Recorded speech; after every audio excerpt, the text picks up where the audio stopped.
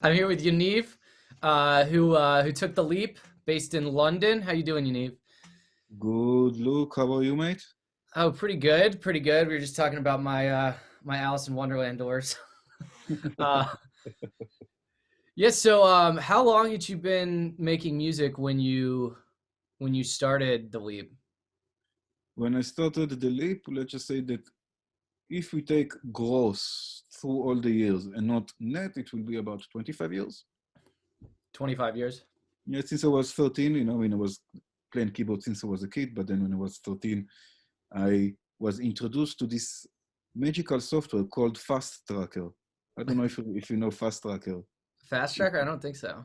Fast Tracker, you had Fast Tracker, Impulse Tracker, Scream Tracker 3, which were like, it was a software where it will look like an Ableton. You have like these tables, and it was on MS-DOS, and you put a note, and each one was like a sample. So you will create music in mod files. It's something for the old people. Gotcha, gotcha. So So that's my how you cool. got. Is that how you got started? That's how I started with the production itself. I was playing keyboards since the age of 3, going to the conservatorium, playing like these Yamaha two-floor keyboards, Gotcha. organs. Yeah, let's use the term organs. Yeah. So had you been, what was like your background? Did you had you had like a project before? Had you been releasing? Were you DJing or anything? Yeah. I mean, basically, when I was like 18, I started releasing and performing. I released many chill out music, so I was releasing a lot of compilations. I was calling labels. I was working for Tower Records, the record shop, Oh, and there was nice. a guy that he came from this music label. He was, the guy that sold us the album. So I gave him a demo of mine once, and once a week I would give him a call for about a year and a half to get a release, to get it heard by them, and then that's initiated um, this domino effect of releases, album performed in festivals, in Israel mainly. And then I studied sound engineering, did music for films, sound for films, field recordings, post-production. And then I moved to England and decided to start everything from the beginning, to work in the industry, and then worked in the industry here. But because I sold the studio, I was from someone that was working quite a lot. I lost it completely, and I found myself that I didn't have a studio for a couple of years, and then reigniting the workflow and working in the studio. Let's just say that my equipment was a very beautiful furniture. That was Gotcha. before the Gotcha. And so when did you took the leap at the end of last year, so the end of 2020, right? That was Yes, yeah. Basically, the leap from my brother-in-law. My brother-in-law, Max Maxwell, he's a masterminder, and he did the leap 3 or something long time ago. He did leap, and he met with Mike in Australia. And then in May, he told me, "Oh, Yaniv, listen, I have a voucher for you. Go do this thing with Mike, 11-day idea explosion challenge. I mean, you will thank me." I said, "Well, you know what? Why not? I mean, Max. I mean, I've seen him go from nothing to creating lots of amazing music. So I was like, yeah, let's do it." I did the 11-day challenge, and then I started splurging. And I was like, okay, it's nice. Okay, I'm creating lots of ideas. And then I signed to MMYL to okay, start gotcha. to see more how it goes. And then Mike, in his own clever way, sent me a few emails, and then I found myself doing the leap. So that was, yeah, which is brilliant. Gotcha, gotcha. So what was like, when you decided to take it, what kind of like, was there anything you were struggling with? Did you feel good creatively, or were you struggling to finish tracks? I tell you that I will imagine myself making music, and I have the studio at the moment where I am. I mean, I'm moving house now, but in this house, the studio is next to the TV. So I found myself looking at the studio while watching Netflix or doing other stuff, which are not as productive with the music. Because if I will go and work on it, or it starts working on something, but I wasn't getting into the rhythm. I mean, I finished before the leap. I think since I moved to London, in the last 7 years, maybe I completed 2 tunes that were done, you know. I mean, I had a few ideas. I would just go and play something on the keyboard with the piano, or friends will come and we will do like a jam, but I wasn't doing what I wanted to do, which is coming back to just, to make music and get to where I was in the past, where I had income from it, and that was my main source of living, basically. Okay, so you had been at one point in your life where you had like music was your main source of income, and then when you were taking the leap, it wasn't that. You would restart No, it in London. Did I? yeah, basically, yeah, because in Israel, I was working both and did sound for TV, for example. I wrote music for films. I managed the sales for what today is the biggest music college in Israel. And that was great. And when I moved here to work in the music industry. And to be honest, I did just that. I did music business. I worked for distribution and manufacturer SE Electronics and Aston Microphones. Then it's the same owners and distributed. I was in the studio, was talking business, touching the gear. I was living it during the day, but then when you come home after you talk about it all day and you do business and you negotiate about margins of microphone prices, you come home, you don't want to touch your studio. So then I decided, okay, you know what? I made a decision that for me to actually make music, I need to not work in the music industry during the day because there are also, many constraints, financial and other stuff that, there is a sort of a limit. And if I go elsewhere and I break this limit, that will free me to do music again. And then all I had to figure out is how do I do it and what is the process. Right. And then came the leap, which changes everything. So what would you say your goals were like before the leap, and have they changed since taking it, like musically? Yeah, I think that before the leap, I can say that my goals were just to make music again first and then see where it goes. Because, when you're not in the process, when you look at it from the outside, and after a while, when it doesn't work, you're like, okay, let's just start with small steps. Let's just start making something. Start by sitting in the studio more, by working more. And those were the goals. After the leap, it's you can't even compare because there are not only goals. What Mike gives in the leap is he plants the seeds of how to have a plan. And as the day go, I have a plan for my weekly show and how to basically use, we talk about the magnet model. So my magnet model, I figured that, well, if you want to get monetized, well, if you do a weekly show on Twitch or in the other platforms, you can actually get money from doing it because you can get people donating and people do this and you can do Patreon with it and layers. And then I thought, well, that would be my strategy. For example, okay, so now I have a strategy. I know what to focus on because I know what will bring me the stream at first. There are also other avenues, but never mind at first because we need to start with one thing. And then I work, okay, I do that. And just by what Mike says, I'm like, okay, so I'm going to do the show, which to everyone watching, the show is going to be on Twitch Zidwan, and the name of the show is going to be Tales from the Scenes, which I'm going to jam in the studio and hopefully also create a track in the end. Now, the people that will join the show, which are you that are watching this testimonial now, what you will get, listen to that, you will get for me the tunes from the show. I will send it to you, and they are not going to be released, at least not for a few months. So you're going to get an extra value with that. And then from there, basically building the tribe, and and it's brilliant.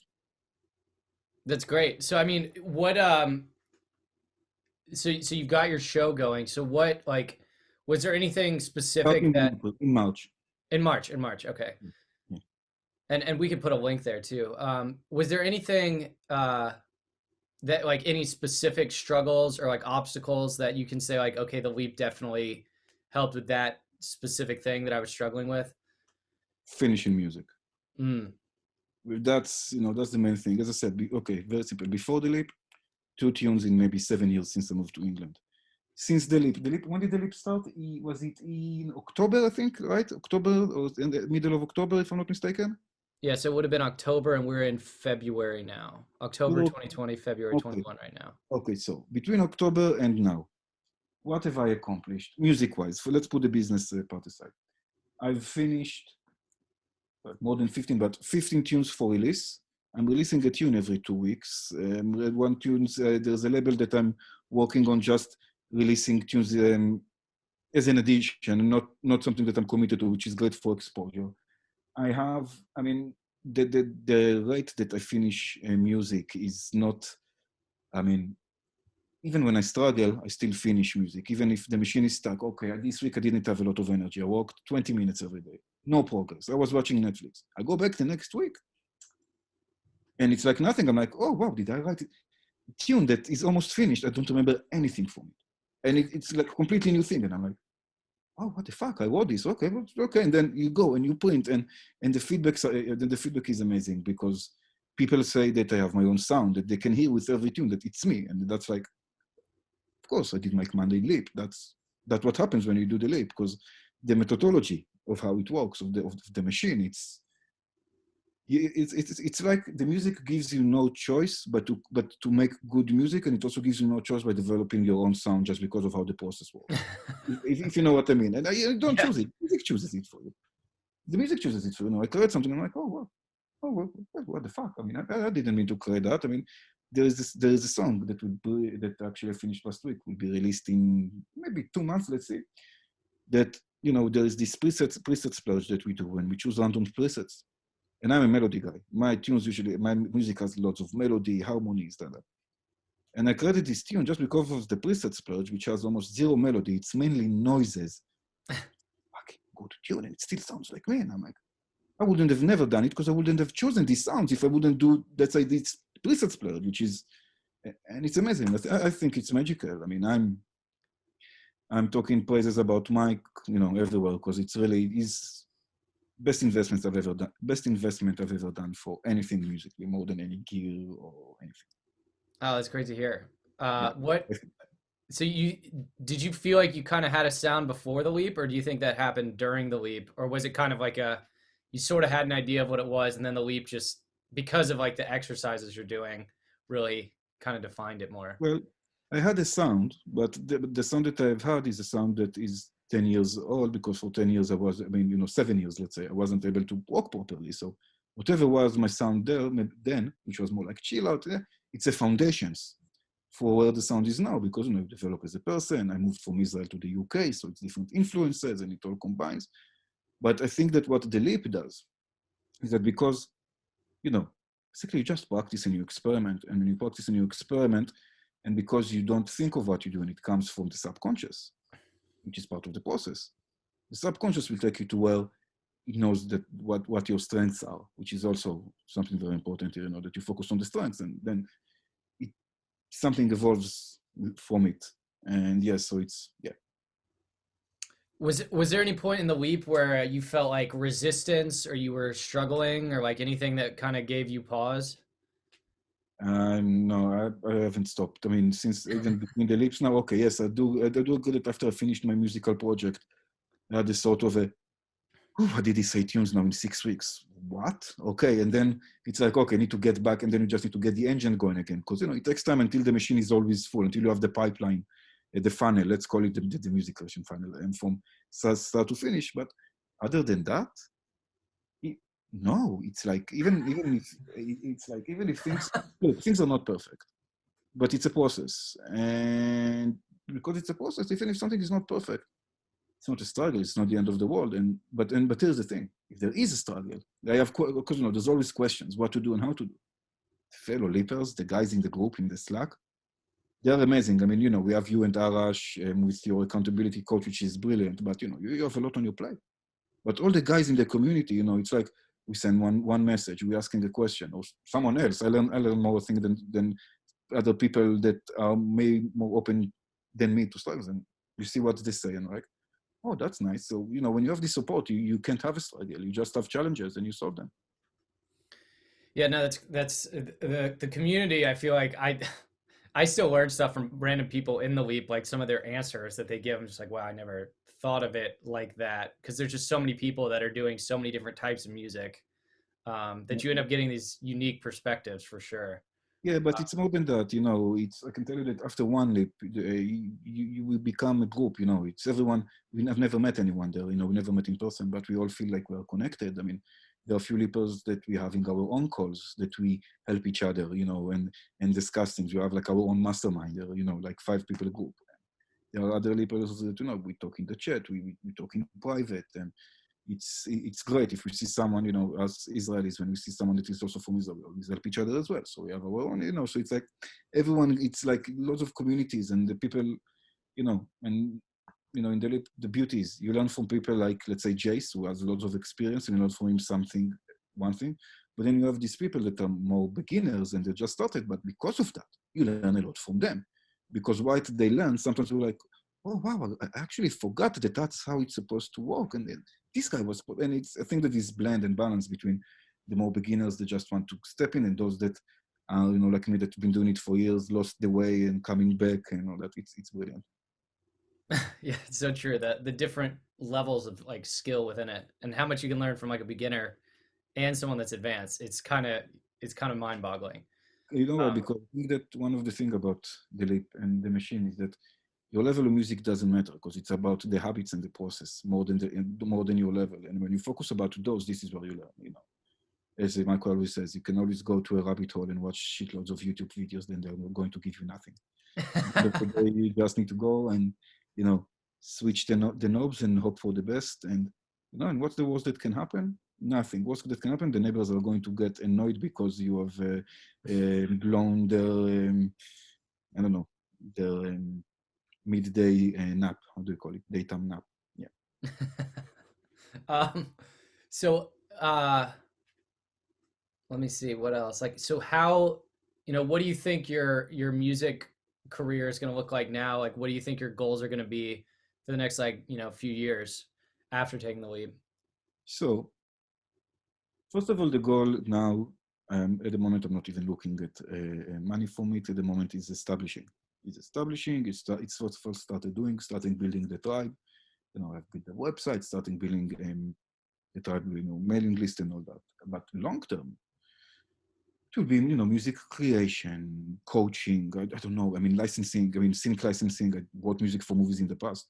I should be able to do sync licensing. But again, step by step. You know, first of all, let's create more music, develop the Zeidman project, um, and all that. So, but it's, you know, it's working towards making, you know, very good sustainable income for my music that will either be exclusive or supportive to what I do in the day to day, which doesn't, I don't know now, you know, that we will need to see Gotcha. where it goes. There's still a lot of data that needs to be uncovered. Yeah, it's kind of, yeah, like you said, it's a process, and like the more you do, the more you learn, the more you figure out, and then you can like adjust from there. Exactly. Yes. You know, it's that it's putting, you know, it's, you know, we do need to invest a little bit in Facebook advertisement or Instagram or those things. There's no choice. You know, it's part of it. We need to put, but it's, you know, there is a light in the end of the tunnel. The road is there, and there is this amazing support from you, Arash, Mike, and the rest of the group, which is listen. I don't think that you can quantify in numbers or in money value what this leap, the group, the community, the tribe gives long term. It's something which is it's not it's not quantifiable, definitely. Well, that's great to hear, man. It, I mean, I think that's good for me. I mean, did you have anything else you wanted to add or say? Guys, if you don't finish enough music and you see all, and I know what you think, guys. Look, you go to Facebook, you see Mike videos, and then you go to the link, and it's too long. Listen, I never read this link. Okay, it's too many words. I agree with you. And you're like, I don't even know what this guy wants. Listen to me. Forget about it. Go, do it. Just start. Just do the idea explosion challenge. Just do that. It's brilliant, brilliant, brilliant. Best investment you will have for your music by far. Well, thank you, Yaniv. This has been great, and yeah, I'll see you in the community. I'll see you in the community. Look.